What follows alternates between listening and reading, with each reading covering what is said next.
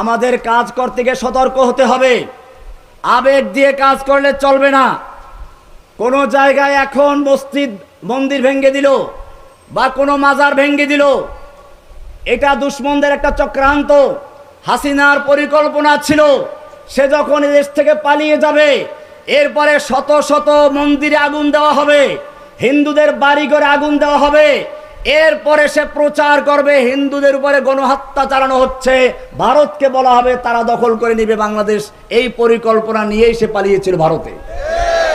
এবং সেজন্য আপনারা বারবার দেখেছেন এই জঙ্গিরা উৎপাত করা শুরু করেছে। এই আন্দোলনকেও জঙ্গিবাদী রূপ দেওয়ার চেষ্টা করেছিল।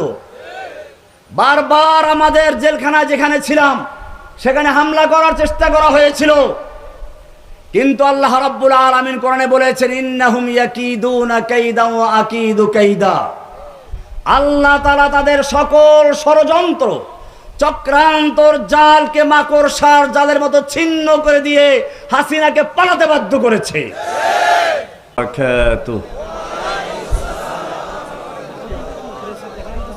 ইন্নাল হামদালিল্লাহ نحمده ونستعينه ونستغفره ونؤمن به ونتوكل عليه ونعوذ بالله من شرور أنفسنا ومن سيئات أعمالنا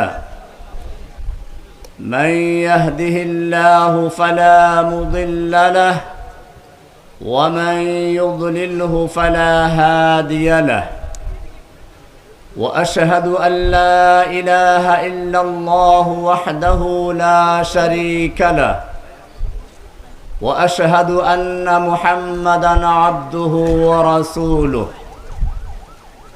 صلى الله تعالى عليه وعلى آله وصحبه أجمعين أما بعد فقد قال الله تبارك وتعالى في كلامه المجيد أعوذ بالله من الشيطان الرجيم بسم الله الرحمن الرحيم اذهب إلى فرعون إنه طغى اذهبا إلى فرعون إنه طغى আল্লাহ সুবহানাহু ওয়া তাআলার মহান দরবারে শুকরিয়া জ্ঞাপন করছি, যিনি আমাদেরকে আমাকে দীর্ঘ 11 বছর 16 দিন ফিরআউনের জিন্দানখানা থেকে জেল খাটার পরে মুক্ত করে ফরিদপুর জেলা আলেম ওলামা ও তাওহীদি জনতার উদ্যোগে ইসলামী মহাসম্মেলনে আসার তৌফিক এনায়েত করেছেন। এজন্য বলি আলহামদুলিল্লাহ। বাংলাদেশের বুকে ইসলামকে ধ্বংস করার জন্য ভারতের প্রোডাক্ট এক মক্ষিরানী, স্বৈরাচারী, দুরাচারী এক শাসক আমাদের উপরে চেপে বসেছিল। আপনারা জানেন, আমি ভারতে যখন পড়াশোনা করেছি তখনই একটা স্লোগান সেখানে ব্যাপকভাবে প্রচারিত হতো, गो हमारी माता है तुम उसको खाता है, तुमको चाहिए कब्रिस्तान या भेजेंगे पाकिस्तान। গরু মোদের মা, তোমরা তাকে খাও, তোমাদের হয়তো পাঠাবো পাকিস্তান নইলে কবরস্থান। শুধু এ পর্যন্তই নয়, তারা স্লোগান দিত হিন্দু হিন্দি হিন্দুস্তান জবন ভেজো পাকিস্তান। হিন্দু হিন্দি ভাষা, হিন্দুস্তান হিন্দুদের জায়গা, এখানে মুসলমান থাকতে পারবে না। এইভাবে মুসলিম বিদ্বেষ ছড়িয়ে বাবরি মসজিদ ধ্বংস করে তার জায়গায় মন্দির নির্মাণ করেছে। বাংলাদেশকেও তারা একটা ভারতের প্রদেশ বানানোর জন্য যেই লোকটাকে দীর্ঘদিন পর্যন্ত তৈরি করেছিল সেই লোকটার নাম ছিল শেখ হাসিনা। সেজন্য সে প্রথমেই এসে বাংলাদেশের মানুষকে দুই ভাগে বিভক্ত করার চেষ্টা করেছিল। আপনারা জানেন ফেরাউন সম্পর্কে কোরআনে বলা হয়েছে, ফেরাউন তার জাতিকে বিভিন্ন দলে বিভক্ত করত। ইন্না ফিরআউনা আলা ফিল আরদ, সূরা কাসাসের শুরুর দিকে আছে, ফেরাউন মিশর ভূখণ্ডে একক ক্ষমতার অধিকারী হয়েছিল, সর্বোচ্চ ক্ষমতা সে কুক্ষিগত করেছিল। বাংলাদেশের ফেরাউনও তাই করেছিল।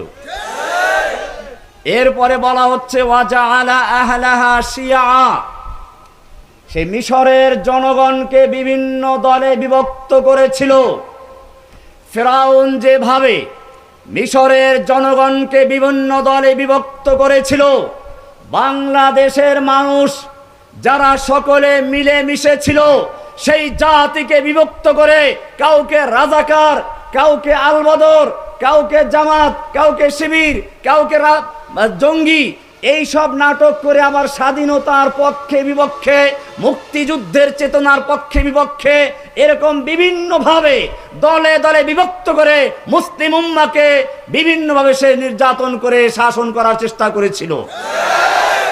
যার কারণে আপনারা জানেন প্রথমবার যখন এই হাসিনা ক্ষমতা এসেছিল, এদেশের লক্ষ ওলামায়ে কেরামদের উস্তাদুল আসাতেজা শাইখুল হাদিস আল্লামা আজিজুল হক সাহেবকে জেলে পুরেছিল।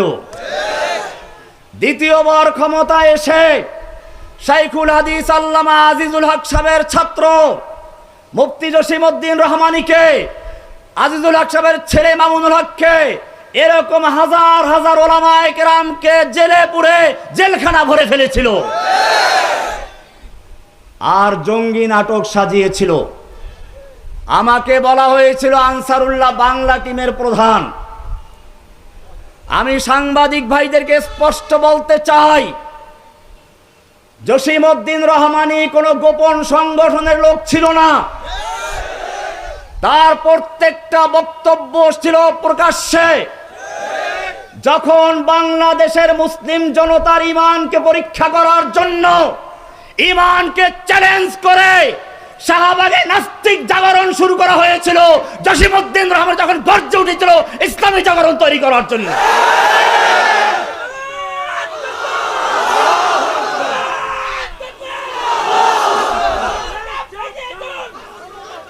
যখন দিন শেষ, জসিমউদ্দিন রহমানের বাংলাদেশ, জঙ্গি নাটকের দিন শেষ, এখনো শেখ হাসিনার সেই জঙ্গি নাটকের কিছু প্রেতাত্মা বসে আছে। শাসন যন্ত্রের ভিতরে এরা লুকিয়ে আছে। সুযোগ পেলেই এখনো সেই হাসিনার মতো বলতে থাকে জঙ্গিবাদী, তাকফিরি, অমুক তমুক। আমি স্পষ্ট করে বলতে চাই, বাংলাদেশের মুসলিম জনতা, বাংলাদেশের তাওহীদি জনতা এবারে ঐক্যবদ্ধ হয়েছে। এরপরে যদি কাউকে বিচ্ছিন্ন করার চেষ্টা করা হয়, কাউকে জঙ্গিবাদী বলা হয়, তাওহীদি জনতা তার মোকাবেলা করার জন্য মাঠে রক্ত দিতে দ্বিধা করবে না।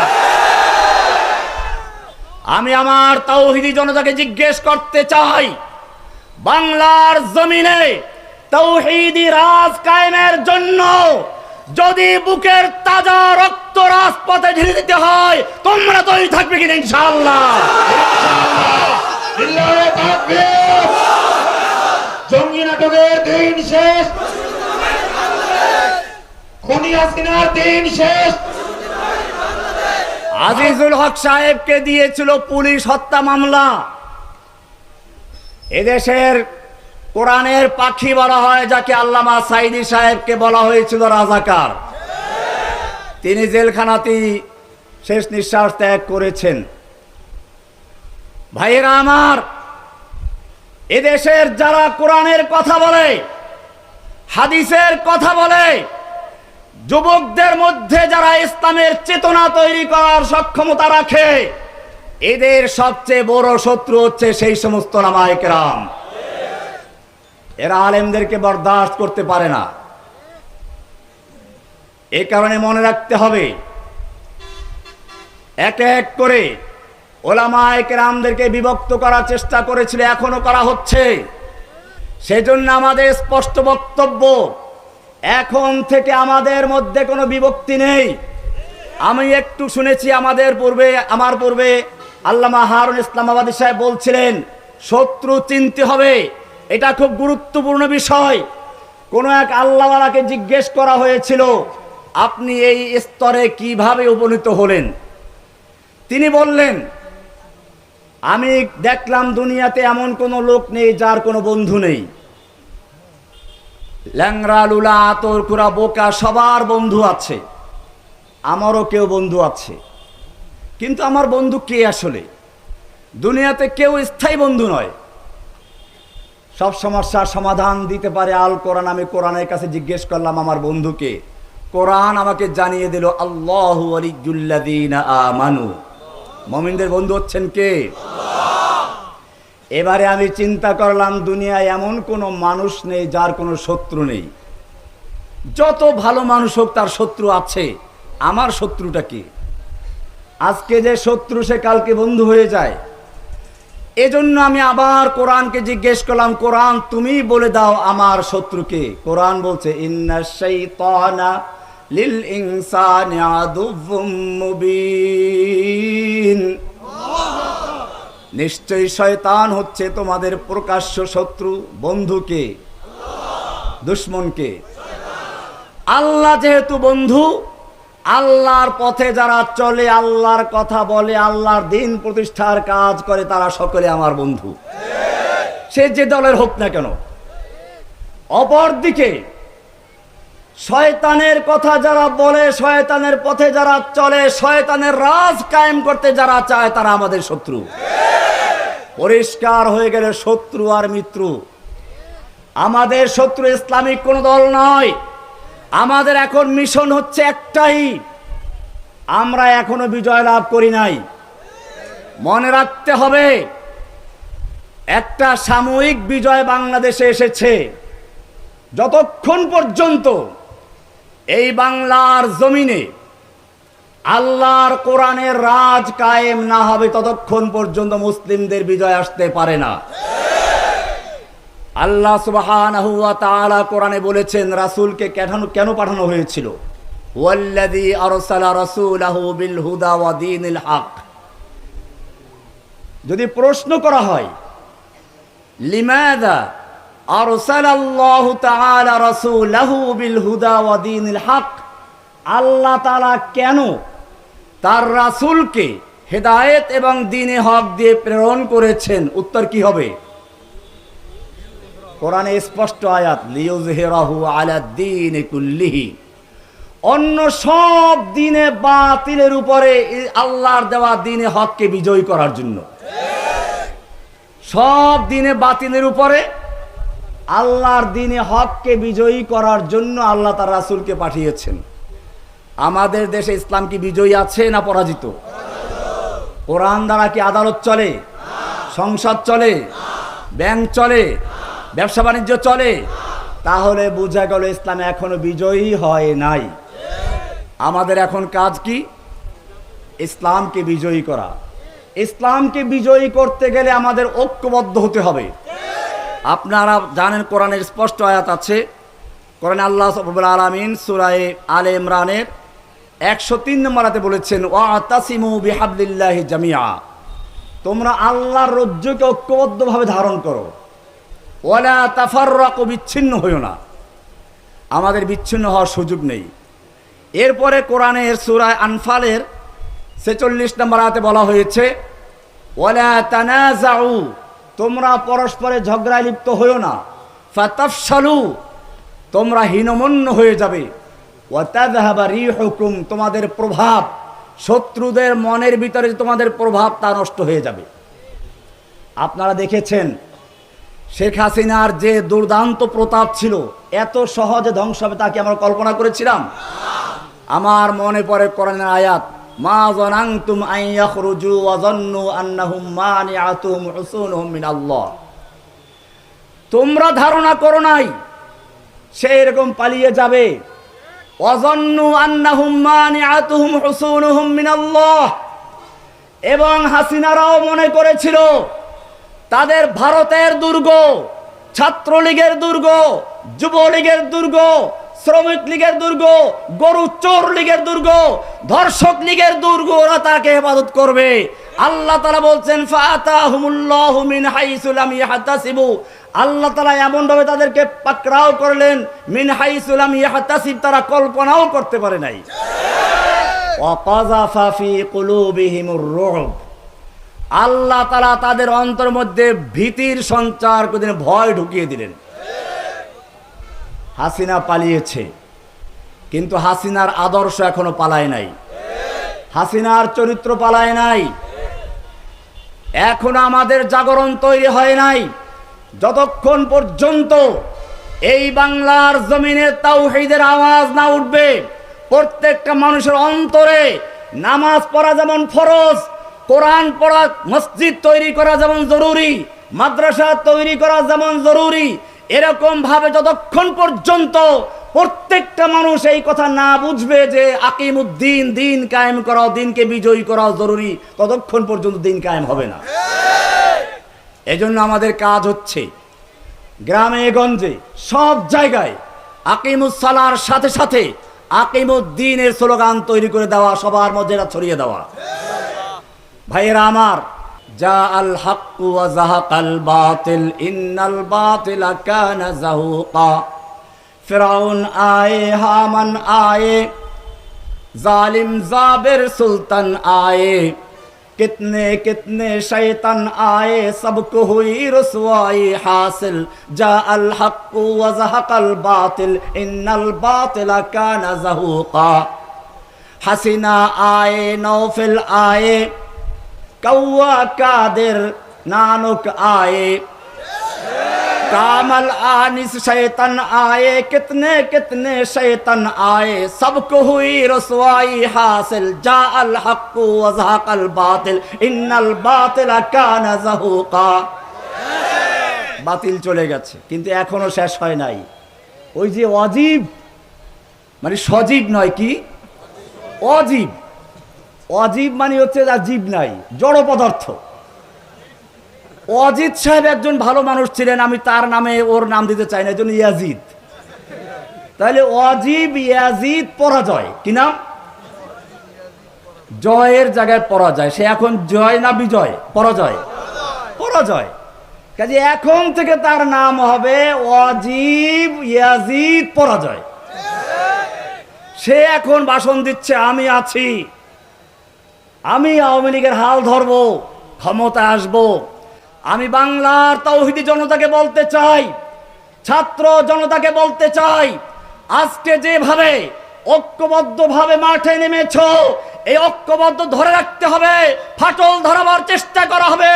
স্কুলের ছাত্র, কলেজের ছাত্র, মাদ্রাসা ছাত্র বিভিন্ন রূপে কালারিং করা হবে।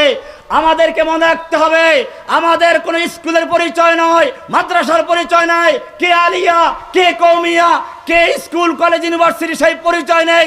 আমাদের একটাই পরিচয়, আমরা তাওহীদবাদী মুসলমান। तौहीद की अमानत सीनों में है हमारे, आशा नहीं मिटाना नाम निशा हमारा। ভাইরা আমার, আমাদেরকে মনে রাখতে হবে কিছু নাদান দোস্ত আছে। নাদান দোস্তের কাজ কি? এক লোক ঘুমাচ্ছিল, তো তার বন্ধুকে বলল যে আমাকে পাহারা দিও, কেউ যেন ক্ষতি না করে। একটা মাছি বারবার এসে ওই ঘুমন্ত দোস্তের নাকে পড়া শুরু করলো, আর সজাগ দোস্ত তাড়াতে লাগলো।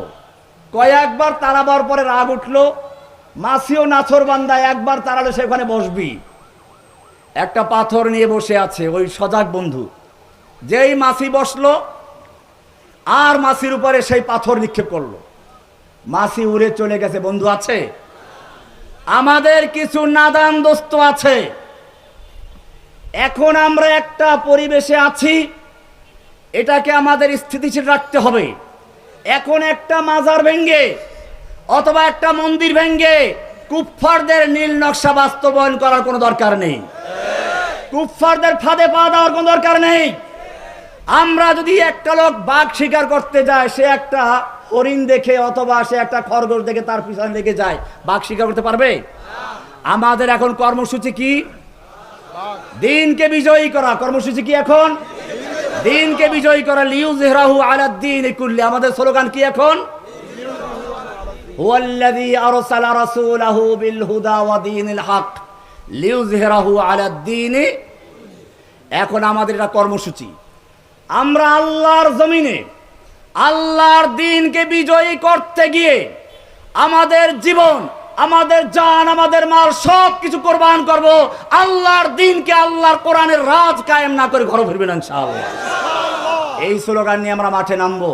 ভাইরা আমার, আমাদের শত্রু মিত্র, আমরা হারুন সাহেব বলে গেছেন যে আমাদের চিনতে হবে আমাদের শত্রু এখন ইসলামিক কোনো দল নয়, আমাদের শত্রু এখন কোনো ফেরকা নয়, আমাদের শত্রু হচ্ছে এখন যারা নাস্তিক মোরতাদ তারাই।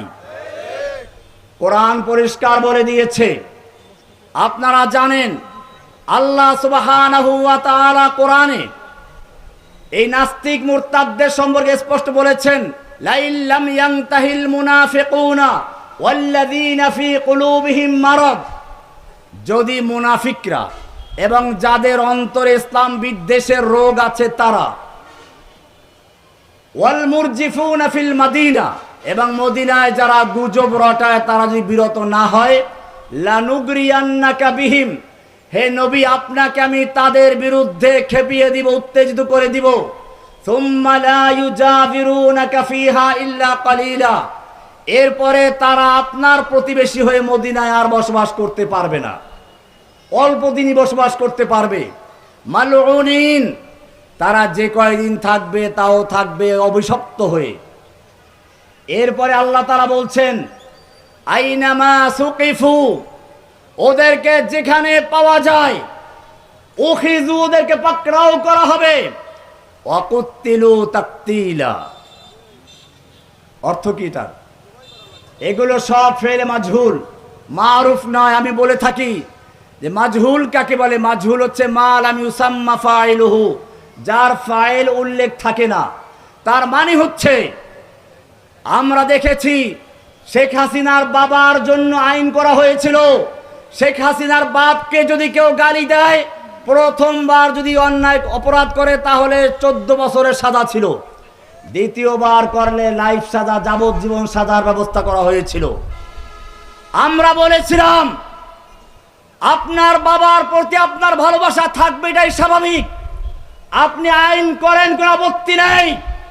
কিন্তু মনে রাখবেন, আপনার কাছে আপনার বাবার যতটুকু ভালোবাসা রয়েছে, আপনার কাছে আপনার বাবার যতটুকু মূল্য রয়েছে, একজন তাওহীদবাদী মুসলিমের কাছে আল্লাহ এবং রাসূলের ভালোবাসা তার চেয়ে লক্ষ কোটি গুণে বেশি রয়েছে। আপনার বাবার জন্য যদি আইন করতে পারেন, আর আমার আল্লাহর নবীর জন্য, আল্লাহর জন্য কোন আইন না থাকে, এদেশের তাওহীদি জনতা আইন হাতে তুলে নিতে বাধ্য হবে। আমরা বলি নাই কাউকে যে কোনো ব্লগার নাস্তিককে কোপাতে হবে, কিন্তু আমরা এখনো বলি তাওহীদি জনতাকে, সরকারকে বলবো, এখনো যারা ইসলামের বিরুদ্ধে ষড়যন্ত্র করে যাচ্ছে, আল্লাহর বিরুদ্ধে কটূক্তি করে যাচ্ছে, আল্লাহর নবীর বিরুদ্ধে কটূক্তি করে যাচ্ছে, অথবা আলেম ওলামাদেরকে জঙ্গিবাদী, তাকফির ইত্যাদি বলে গালিগালাজ করছে, আপনারা তাদের বিরুদ্ধে কঠোর ব্যবস্থা গ্রহণ করুন। যদি আপনারা কোনো ব্যবস্থা গ্রহণ না করেন, তাওহীদি জনতা তাদেরকে কবর রচনা করে ছাড়বে ইনশাআল্লাহ।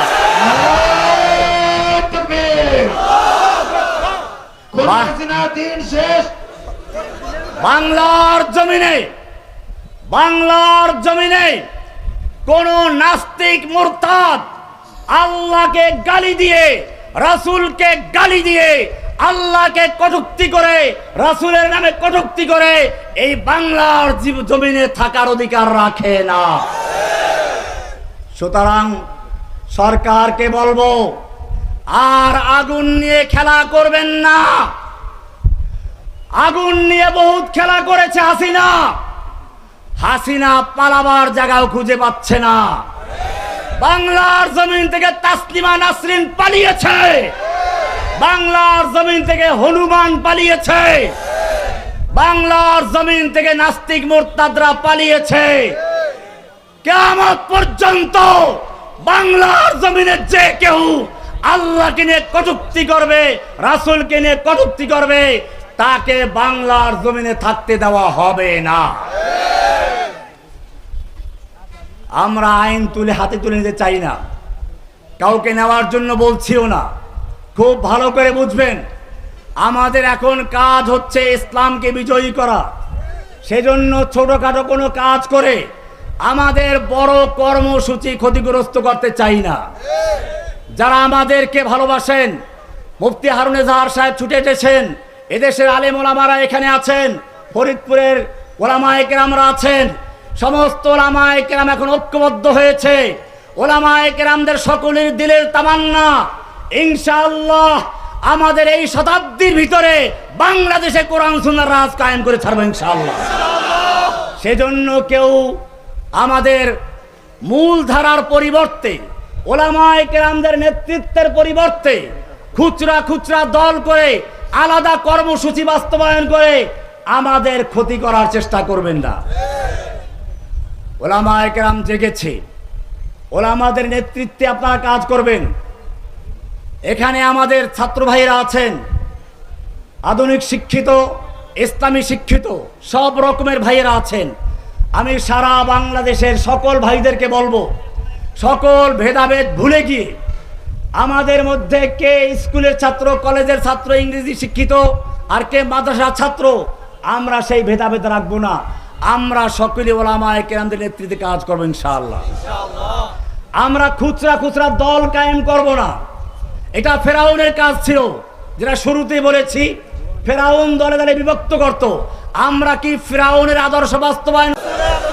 আল্লাহর নবী সাল্লাল্লাহু আলাইহি ওয়াসাল্লাম মদিনায় গিয়ে আউস এবং খাজরাজদেরকে ঐক্যবদ্ধ করেছিলেন না বিচ্ছিন্ন করেছিলেন? ঐক্যবদ্ধ করেছিলেন। ফেরাউন ঐক্যবদ্ধ করেছিল না বিচ্ছিন্ন করেছিল? কাজে মনে রাখতে হবে, আমাদেরকে ঐক্যবদ্ধ করার চেষ্টা করতে হবে, বিচ্ছিন্ন করার নয়। 2 নাম্বার বিষয়, দাওয়াতের ভাষা আর জিহাদের ভাষা এক নয়। ফেরাউন সম্পর্কে আল্লাহ তাআলা বলেছেন মুসা আলাইহিস সালামকে, ইযহাবা ইলা ফিরআউনা ইন্নাহু তাগা। মুসা এবং হারুনের মতো 2 জন জাদ্রেল নবীকে বলা হচ্ছে, ইযহাবা ইলা ফিরআউন, তোমরা 2 জন ফেরাউনের কাছে যাও, গিয়ে কি করো? লাঠি দিয়ে পিটাও নাকি? ফেরাউনের মতো জাদ্রেল কাফের মুসা আর হারুনের মতো 2 জন নবীকে পাঠাচ্ছেন। আল্লাহ তাআলা কি বলছেন ভালো করে শুনুন, ফাকুলা লাহু কওলাল লাইয়িনা, তোমরা 2 জন তার কাছে গিয়ে নম্রভাবে কথা বলো। বুঝা গেল দাওয়াতের ভাষা হচ্ছে নম্র, যুদ্ধের ময়দানের ভাষা হচ্ছে আশিদ্দা ওয়াল কুফার। ব্যস্ত লাগাবেন না। আমরা এখন দাওয়াতের ময়দানে আছি। আমরা যে কর্মসূচি দিচ্ছি সেটা হচ্ছে এই, ওরা যেরকম পরিকল্পনা করেছিল গণজাগরণ মঞ্চের মাধ্যমে সারা বাংলাদেশে গণজাগরণের শাখা করে করে ইসলাম বিদ্বেষের বীজ রোপণ করা মানুষের অন্তরের ভিতরে, আমরা তার বিরুদ্ধে প্রত্যেকটা গ্রামে গঞ্জে থানায় জেলায় প্রত্যেকটা মানুষের অন্তরের ভিতরে তাওহীদের বীজ বপন করে দিতে চাই। এখন থেকে আমাদের মূল কাজ হচ্ছে তাওহীদের জাগরণ। কিসের জাগরণ? তাওহীদের জাগরণ। আল্লামা ইকবাল বলেছেন, আল্লামা ইকবাল রহমতুল্লাহ একটা কবিতা রয়েছে, ই যেমন মামুর হোগা নগমায়ে তৌহিদ সে, ই যেমন মামুর হোগা নগমায়ে তৌহিদ সে, এই বাগান আবার তাওহীদের সেই নগমা, তাওহীদের সেই আওয়াজে আবার মুখরিত আলোকিত হবে। ভাইরা আমার, যুবক ভাইদেরকে বলবো, আপনারা যারা একত্রিত হয়েছেন আপনাদের মনে রাখতে হবে, এই ময়দান থেকে পালানো যাবে না। ময়দানে নেমেছেন, কিয়ামত আমাদের ইসলাম বিজয় না করা পর্যন্ত আমরা ময়দান ত্যাগ করব না ইনশাআল্লাহ। আপনারা জানেন ওহুদের ময়দানে যুদ্ধ চলছিল। এক যুবক আল্লাহর নবীকে প্রশ্ন করলেন, ইয়া রাসূলুল্লাহ, আমার এই সুন্দর চেহারা, আমার এই যৌবন, আমার এই বাহু শক্তি, আমি যদি আল্লাহর রাস্তায় যুদ্ধ করে শহীদ হয়ে যায়, আল্লাহ আমাকে কি পুরস্কার দিবেন? আল্লাহর রাসূল সাল্লাল্লাহু আলাইহি ওয়াসাল্লাম বলেছিলেন জান্নাত দিবেন। যুবক বলল, বাহ, জান্নাত। তিনি তরবারি হাতে নিয়ে যুদ্ধ করতে শুরু করলেন। ব্যাগের থেকে কি কয়েকটা খেজুর বের করলেন, একটু কোমরটা সোজা করার জন্য, শক্তি বাড়ানোর জন্য।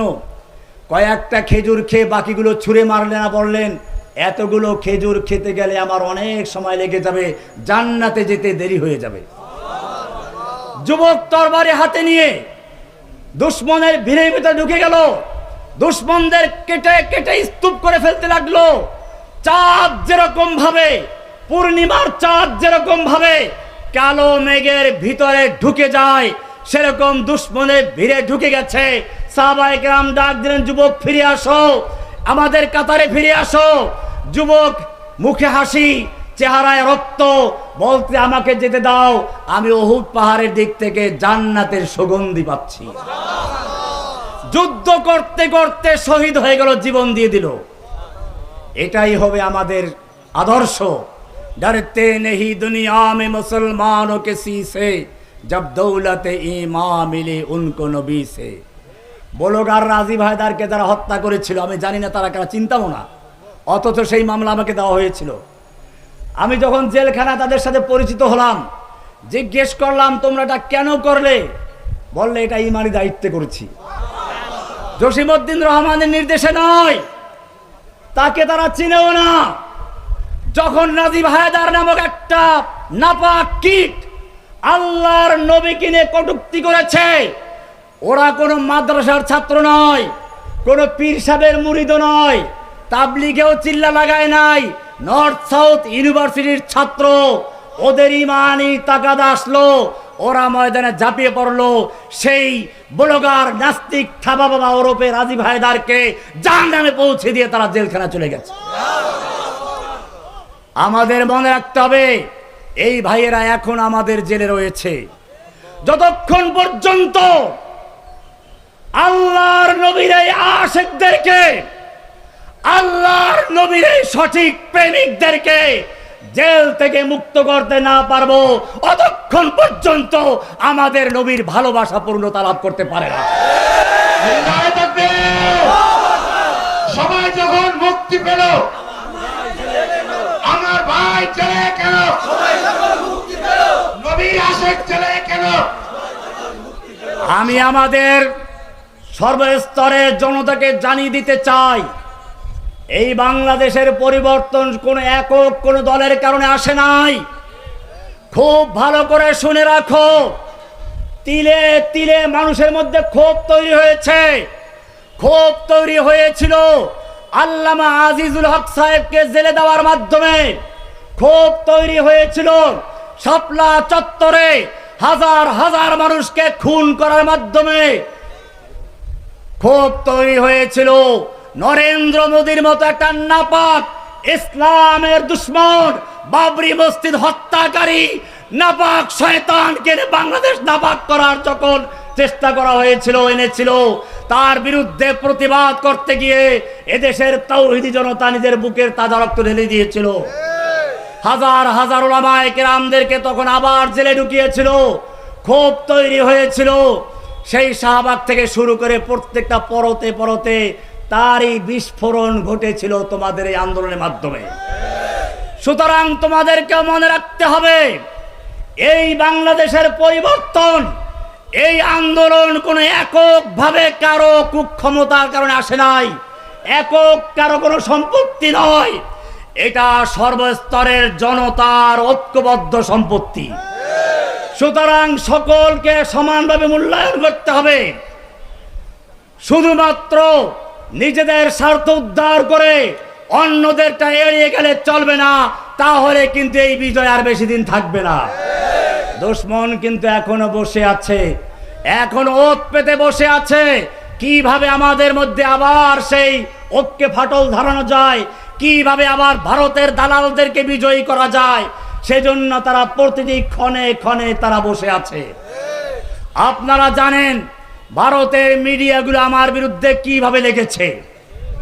আমি তো ভারতের বিরুদ্ধে কখনো লেকচার দিইনি আগে। যখন তারা আমার বিরুদ্ধে লেকচার দিল, আমার বিরুদ্ধে তারা প্রচার করতে শুরু করলো, তখনই আমি বলেছিলাম ভারত যদি বাংলাদেশের দিকে হাত উঁচু করে সে হাত কেটে ফেলা হবে। ভারত যদি বাংলাদেশের দিকে পা বাড়ায় সে পা ভেঙে দেওয়া হবে। ভারত যদি বাংলাদেশের দিকে চোখ তুলে দাঁড়ায় সে চক্ষু উপড়ে ফেলা হবে। আমি বলেছিলাম ভারত যদি বাংলাদেশকে দখল করতে চায় তাহলে চীন সেদিন কি করবে, চিকেন নেক বন্ধ করে দিয়ে ভারতের 7 সিস্টারকে স্বাধীনতা করে দেবেন। শুধু তাই নয়, বাংলাদেশকে যদি আক্রমণ করতে চাও পশ্চিমবঙ্গ মুক্ত করে ছাড়বো ইনশাআল্লাহ। শুধু এ পর্যন্তই নয়, আমি বলেছিলাম শিখদেরকে বলেছি এখনই সুযোগ আছে, নরেন্দ্র মোদীর কবর দেওয়ার জন্য তোমরা তোমাদের স্বাধীনতা ঘোষণা করে দাও। কাশ্মীরি মুসলমানদের সম্পর্কে বলেছিলাম পাকিস্তান এবং আফগানিস্তানে মুসলমান তোমরা ভাই ভাই যুদ্ধ করো না, তোমাদের যদি যুদ্ধ করার ক্ষমতা থাকে তাহলে ল্যাংটি মুসল হিন্দুদের বিরুদ্ধে যুদ্ধ করে কাশ্মীরি ভাইদের পাশে দাঁড়াও। জিহাদ তাকবীর, জিহাদ জিহাদ জিহাদ চাই, সাবিলুনা সাবিলুনা, তরিকুনা তরিকুনা।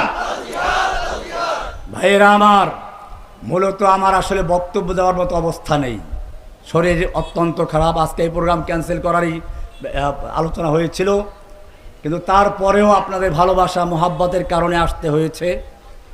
আমি দোয়া চাই, আমাকে জেলখানায় নির্জনবাসে রাখা হতো, কারাগারে নির্জনবাস আর একটা কারাগার, বিভিন্নভাবে উপহাস করা হতো। সবচেয়ে বড় কষ্ট হতো যখন তারা আল্লাহকে নিয়ে উপহাস করত। রিমান্ডে নিয়ে এক পুলিশ অফিসার বলেছিল, রহমানী সাহেব, কোরআনে তো বলা আছে কুল্লা ইয়াউমিন হুয়া ফি শান, আল্লাহ ব্যস্ত আছে, নাউজুবিল্লাহ। এখন আমরা আপনাকে অত্যাচার নির্যাতন যাই করে আল্লাহ দেখবেন না, আল্লাহ ধরবেন, থ্রেট দিয়েছেন সানাফুরুলাকুম আইয়ুহাস সাকালান, এটা একটা থ্রেট দিয়েছেন, যখন ধরবেন তখন দেখব। এখন তো আমরা আপনাকে ধরেছি। এভাবে তারা উপহাস করত, মজাক করত। এদের নামগুলো সুন্দর, একটা নাম ছিল তাওহীদ। কি নাম? এই পুলিশ অফিসারের নাম ছিল তাওহীদ।